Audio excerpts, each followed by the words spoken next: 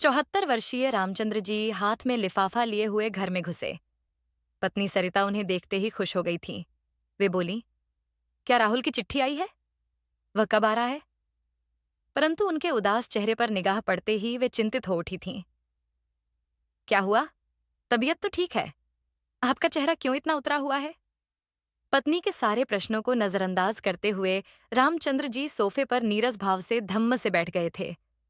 उनका चेहरा झुका हुआ था, दोनों हाथ उनके सिर पर थे। पति का गमगीन चेहरा देखकर बुरी खबर की आशंका से सरिता एक गिलास में पानी लेकर आई। फिर पूछा, रामचंद्र जी, क्या बात है? कुछ तो बोलिए। रामचंद्र जी रुआं से स्वर में बोले, बैंक से मकान की नीलामी का नोटिस आया है। तुम्हारा लाडला राजकुमार इस मकान के ऊपर बैंक से लोन लेकर अमेरिका गया है। लोन की एक भी किस्त नहीं भेजी है। नालायक कहीं का! तुम्हारे लाडले ने अपने बूढ़े माँ बाप को हथकड़ी पहनाकर जेल भेजने का पक्का प्रबंध कर दिया है। बड़े घमंड और शान से ब्लैंक चेक कहा करती थी ना। देख लो अपने ब्लैंक चेक को। माँ बाप को मुसीबत में डाल दिया है। हमारा मकान नीलाम होगा। सरिता घबराकर बोली, किसी तरह कोशिश करके इस नीलामी को रोकिए। इस बुढ़ापे में हम लोग कहाँ जाएंगे? जो कहना है अपने राजदुलारे से कहो। उसका तो कुछ अता पता ही नहीं है। रामचंद्र जी बोले, उसकी राह देखते देखते तो आंखों की रोशनी भी चली गई। अब तो आंखों के आंसू भी सूख चुके हैं। तुम मुझे बताओ, मैं उस अफसर के पैर पकड़ लूंगी, भीख मांगूंगी कि मुझे कुछ दिन की मोहलत दे दे। इस बुढ़ापे में बताओ भला मैं कहाँ भटकूं? चुप हो जाओ। सब तुम्हारी ही करतूत है। तुम्हारी बातों में आकर आज यह दिन देखना पड़ रहा है। रामचंद्र जी गुस्से में बोले। फिर वे मन ही मन बुदबुदाए। झूठे के झांसे में पड़कर सब कुछ बर्बाद हो गया। वह पैसा खाता रहा, कहता था कि सर, आप निश्चिंत रहिए, मैंने आपकी फाइल नीचे दबा दी है। अब किसी अफसर की निगाह भी उस पर नहीं पड़ सकती। मैंने आपकी जिंदगी भर का इंतजाम कर दिया है। झूठा मक्कार, 1 लाख रुपये भी खा गया।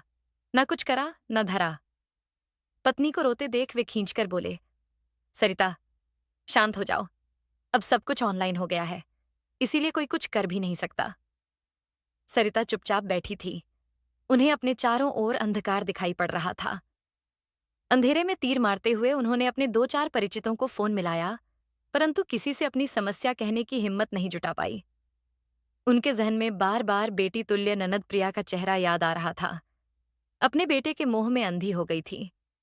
बेटे के घमंड में प्रिया को जाने क्या क्या कह बैठी थी। रामचंद्र जी ने उन्हें समझाने की कोशिश की थी तो वे उनसे भी उलझ बैठी थीं। प्रिया की कही बात 100% सही निकली।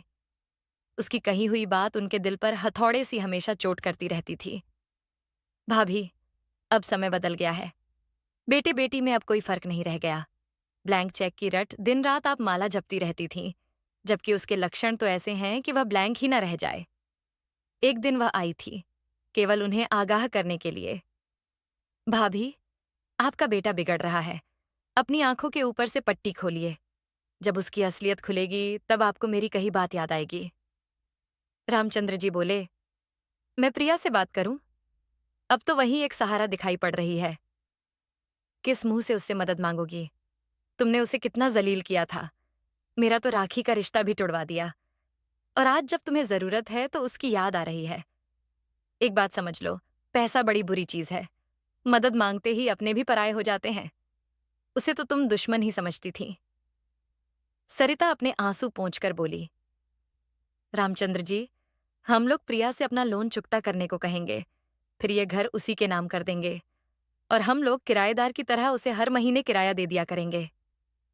तुम्हारा प्लान तो अच्छा है, लेकिन उसने मना कर दिया तो? नहीं, वह मना नहीं करेगी। इस समय उसके लिए 10 लाख रुपए कोई बहुत बड़ी रकम नहीं है। इससे हम लोगों की इज्जत सरेआम नीलाम होने से बच जाएगी और घर की चीज घर में ही रह जाएगी। मैं उस दिन उधर से निकल रही थी तो अनीता ने उसकी कोठी दिखाई थी। आजकल प्रिया के बंगले की चर्चा पूरे मोहल्ले में हो रही है। सरिता, प्लीज, इस समय चुप हो जाओ।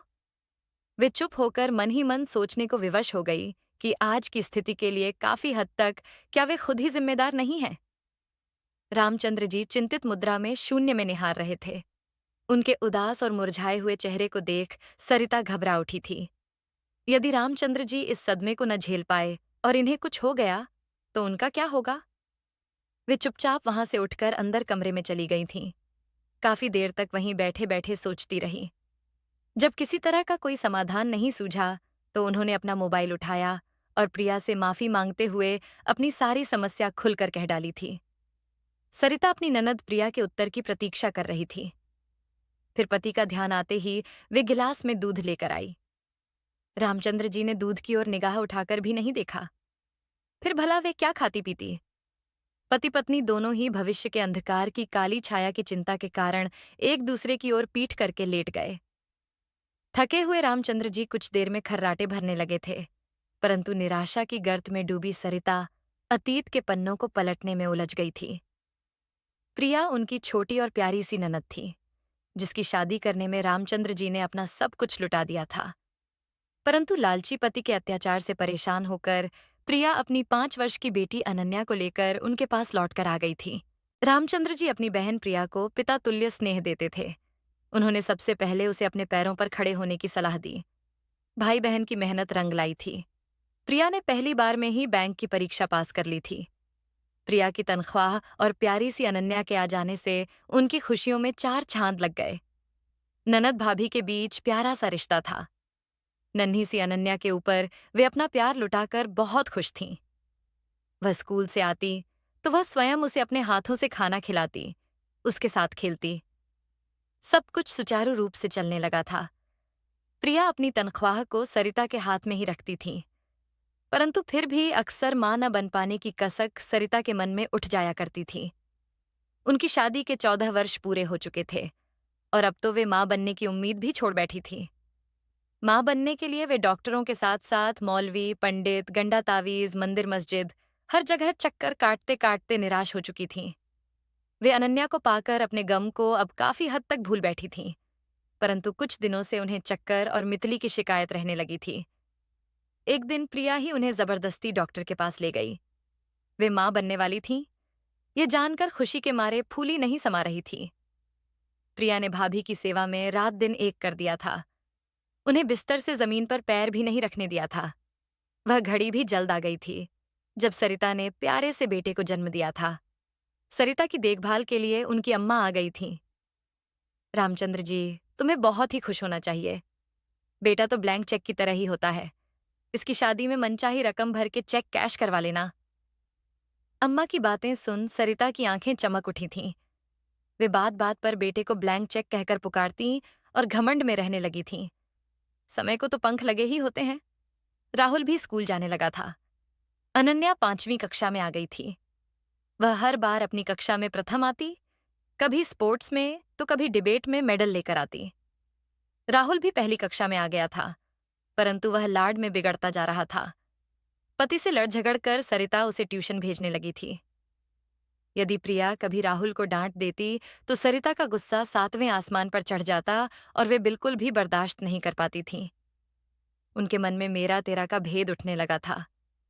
वे खुद नहीं जान पाई थी कि जो प्रिया कभी उनकी प्यारी ननद थी और अनन्या लाडली बेटी के समान थी, अब उनकी शक्ल भी उन्हें नहीं सुहाती थी। वे अनन्या की सफलता देख ईर्ष्या की आग में धधकती रहती थी। उन्हीं दिनों प्रिया और विजय की नजदीकियों की खबर उन्हें सुनने को मिली थी। वे तो भड़ास निकालने का कोई मौका तलाश रही थीं। एकदम से बिफर कर बोली थी, वह गंजा विजय, जिसकी बीवी 2 साल पहले कैंसर से मरी है, बड़े बड़े 2 लड़के हैं उसके। बड़ा दिल फेंक निकला वो। क्यों अपनी बाकी की जिंदगी खराब करने पर तुली हुई हो? लगता है उसकी बड़ी बड़ी गाड़ियों पर मर मिटी हो। भाभी, आप नाहक नाराज हो रही हो। मैं गौरव और आरव दोनों बच्चों से कई बार मिल चुकी हूँ। दोनों मुझे बहुत पसंद करते हैं।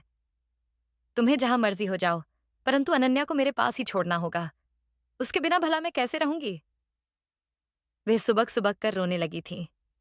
फिर धीरे से बोली, शादी कब करने वाली हो?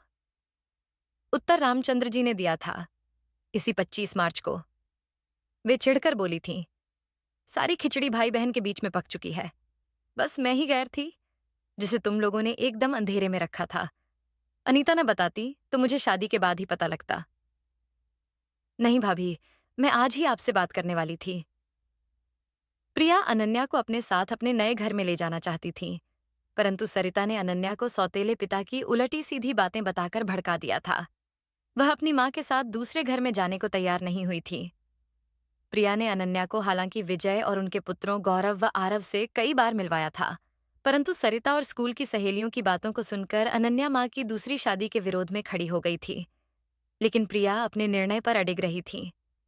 वह अपने नए परिवार में रमने का प्रयास कर रही थी। विजय और बच्चों का सहयोग पाकर वह बहुत खुश थी, परंतु बेटी अनन्या के बिना उसे सब कुछ अधूरा सा लग रहा था। अनन्या फोन पर भी माँ से बात नहीं करती थी। सरिता ने अनन्या को इसीलिए नहीं जाने दिया था कि प्रिया बेटी की वजह से उन्हें अपनी तनख्वाह देती रहेगी। उसकी तनख्वाह के ही वे मालामाल बन चुकी थीं। हर बार की तरह इस बार भी पहली तारीख का बेसब्री से इंतजार करती रही, परंतु ना ही प्रिया आई, न पैसे। प्रिया ने पैसे भाई के खाते में ट्रांसफर किए, जिसे वे लेना उचित नहीं समझ रहे थे। इसीलिए उन्होंने सरिता से इसकी चर्चा करना जरूरी नहीं समझा था। अब सरिता का मिजाज बदल गया था। उनकी प्राथमिकताएं बदल गई थीं। अनन्या उनकी सहायिका बनकर रह गई थी। वे उसे घरेलू कार्यों में उलझाकर पढ़ने का समय भी नहीं देती थीं। रामचंद्र जी उसके लिए दूध गर्म करते तो कभी ठंडा दूध पीकर ही वह स्कूल चली जाती। उसे टिफिन में ताजे नाश्ते के स्थान पर बिस्कुट या ब्रेड मिलने लगी थी।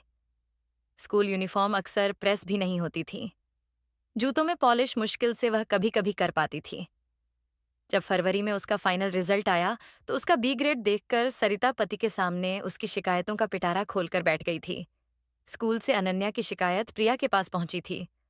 उसका रिजल्ट देखकर वह रुआंसी हो उठी थी। वह पति विजय के साथ बेटी से मिलने आई तो उस दिन सरिता ने उन लोगों का अपमान किया और अनन्या की बुराइयों का पिटारा खोलकर बैठ गई थी। भाई रामचंद्र जी ने अकेले में बहन से बेटी को अपने साथ ले जाने का आग्रह किया था। पैसा न मिलने की तिलमिलाहट ही थी, और अब अनन्या के जाने की सुगबुगाहट से सरिता के हाथों के तोते उड़ गए थे।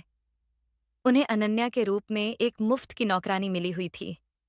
प्रिया अपनी अबोध बेटी के उलझे बाल, गंदे एवं टूटे बटन वाली फ्रॉक, अनाथ सी अवस्था और उतरा हुआ चेहरा देखकर अपने कमरे में जाकर फूट फूट कर रो पड़ी थी। वह सोचने को मजबूर हो गई थी कि बेटी की इस अवस्था के लिए क्या वह स्वयं जिम्मेदार नहीं है।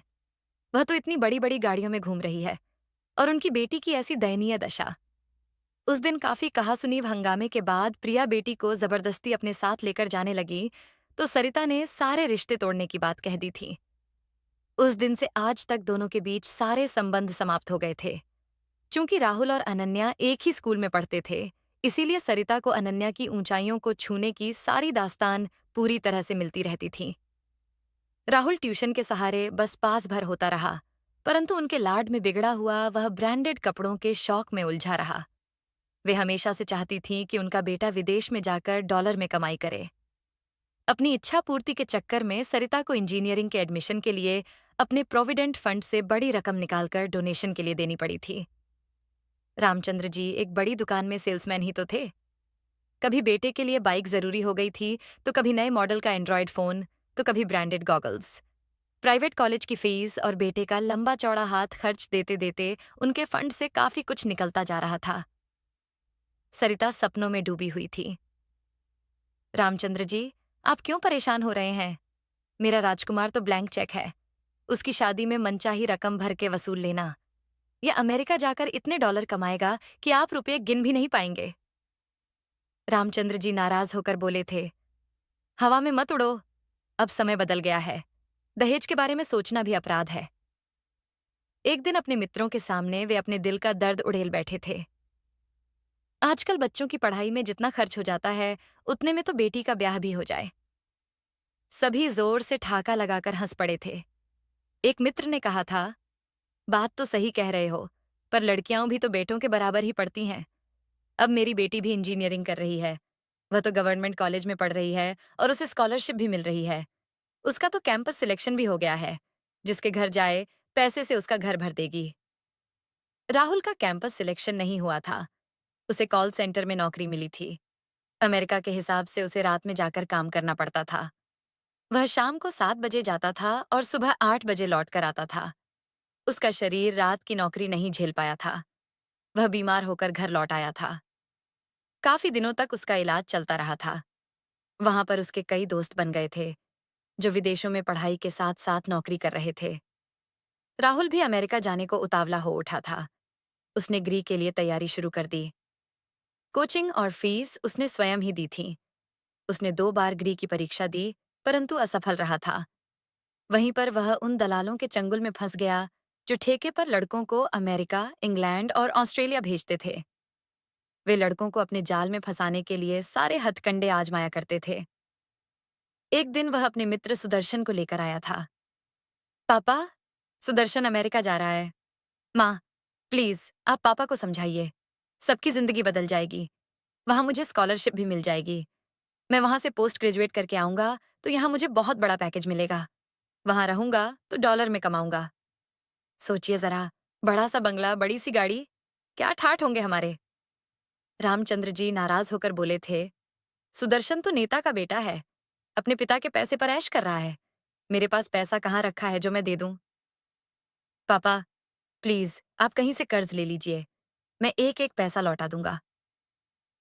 परंतु रामचंद्र जी नहीं पिघले थे। वह घर में पड़ा रहता, न माँ से बात करता, न पापा से।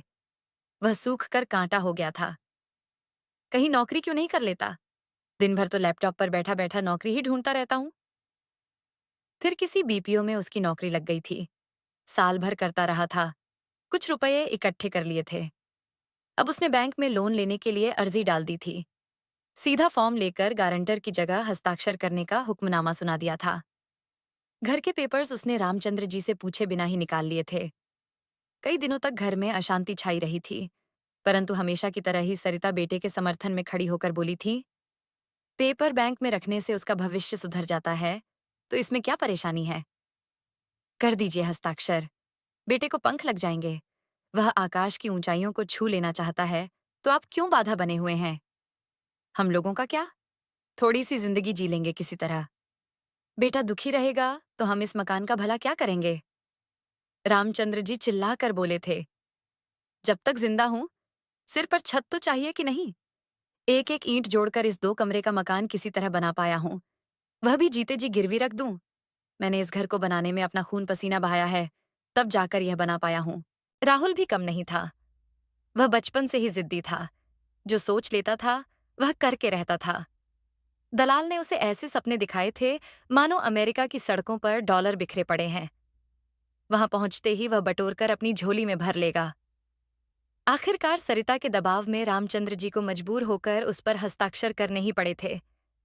परंतु उस समय उनकी आंखों से आंसू भर भर कर निकल पड़े थे। उस दिन सरिता का भी मन खराब हुआ था, पर बेटे की खुशी के लिए वे सब कुछ करने को तैयार थीं। आखिर वह उनका ब्लैंक चेक जो था, बैंक से 10 लाख रुपए लोन लेकर सरिता ने राहुल को दे दिए थे। बेटे को खुश देखकर सरिता को तसल्ली तो हुई थी, परंतु रामचंद्र जी उस रात खून के आंसू रोए थे। राहुल उसी दिन अमेरिका चला गया था। कुछ दिन फोन करता रहा था, फिर जल्दी ही शायद वह वहां की अपनी रंगीन दुनिया में खो गया और माँ बाप, घर द्वार, सबको पूरी तरह से भूल गया था। आज सरिता अपनी गलतियों पर पछताकर सिसक रही थी। परंतु तू अब पछताए होत का, जब चिड़िया चुग गई खेत? तभी दरवाजे की घंटी बजी थी। उन्होंने घबराकर घड़ी पर निगाह डाली। सुबह के 6 बजे थे। सरिता ने उठकर दरवाजा खोला तो सामने प्रिया खड़ी थी। वे उससे लिपटकर जोर जोर से सिसक पड़ी। भाभी, आपने फोन करने में इतनी देर क्यों कर दी? प्रिया बोली थी। प्रिया के हाथ से छूटकर ब्लैंक चेक हवा में फड़फड़ा रहा था। आशा करती हूँ आपको हमारी कहानी अच्छी लगी होगी। अगर आपको हमारी कहानी अच्छी लगी तो वीडियो को लाइक और शेयर करें।